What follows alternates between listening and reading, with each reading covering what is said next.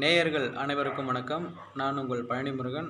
நம்மளுடைய பேச்சுரிமை யூடியூப் சேனலில் இன்றைக்கி எதை பற்றி பார்க்க போகிறோன்னா, தற்போது தங்க நகை கடன் தொடர்பான ஒரு புதிய செய்தி தான் வந்திருக்கு. என்னென்னா, தங்க நகை கடனுக்கான ஆர்பிஐ வந்து 9 வகையான புதிய விதிமுறைகளை வந்து வகுத்து வெளியிட்டு இருந்தாங்க. இந்த விதிமுறைகளை தளர்த்த சொல்லி மத்திய நிதி அமைச்சர் வந்து நிர்மலா சீதாராமன் அவர்கள் வந்து ஆர்பிஐக்கு வந்து பரிந்துரை செய்துள்ளதாக தகவல் வந்து வெளியாகியுள்ளது. இந்த வீடியோவில் அதை பற்றி தான் நான் பார்க்க போகிறோம். அதுக்கு முன்னாடி நம்ம சேனல் இப்போ தான் நீங்கள் புதுசாக பார்த்தீங்கன்னா சப்ஸ்கிரைப் பண்ணி பெல் ஐக்கனை கிளிக் பண்ணி வச்சுக்கோங்க. அப்போ தான் நம்ம சேனலில் போகிற வீடியோஸ் எல்லாமே உங்களுக்கு நோட்டிஃபிகேஷன் வரும். அது மட்டும் இல்லாமல் இந்த வீடியோ வந்து ஸ்கிப் பண்ணாமல் பாருங்கள். அப்போ தான் நான் என்ன சொல்ல வரேன்றது உங்களுக்கு முழுமையாக புரியும். இப்போ வீடியோக்குள்ளே போகலாம். அதாவது இந்த முதல்ல ஆர்பிஐ வந்து 9 வகையான விதிமுறைகளை வந்து எதுக்காக வெளியிட்டாங்க, அது வந்து அதை பற்றிய சின்ன தகவலை முதல்ல தெரிஞ்சுக்கோங்க.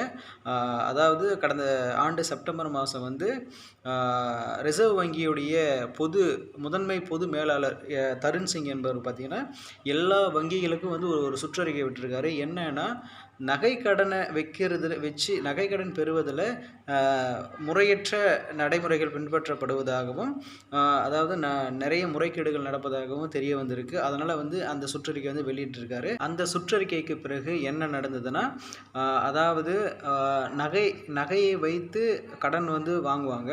அந்த நகை கடனுக்கான ஆண்டு வட்டியை மட்டும் செலுத்தி, அதாவது ரெனிவல்னு சொல்லுவாங்க, மறுமுறை வந்து நகையை அடகு வைத்து பணம் வந்து பெற்றுக்கிட்டு இருந்த இந்த நடைமுறை வந்து மாற்றி அமைக்கப்பட்டு அசலும் வட்டியும் வந்து கட்டிய பிறகுதான் வந்து மீண்டும் வந்து நகையை அடகு வைக்க முடியும் என்ற ஒரு புதிய விதிமுறை வந்து வெளியிட்டு இருந்தாங்க.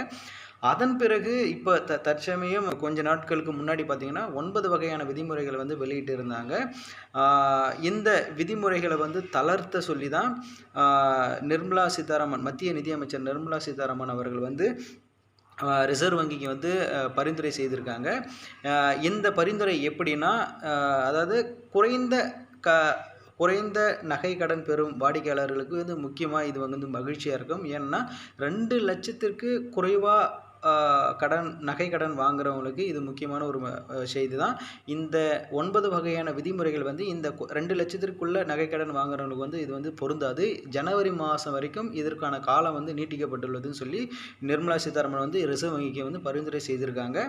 அது மட்டும் இல்லாமல் இந்த 9 வகையான விதிமுறைகள் என்னென்ன, அது பற்றியும் அதை பற்றி மக்கள் என்ன கருத்து தெரிவிச்சிருந்தாங்க என்ற டீட்டெயிலும் இந்த வீடியோடைய ஐ பட்டனில் வந்து லிங்க்கு கொடுக்குறேன் நான். அதை பார்த்து நீங்கள் தெரிஞ்சுக்கோங்க.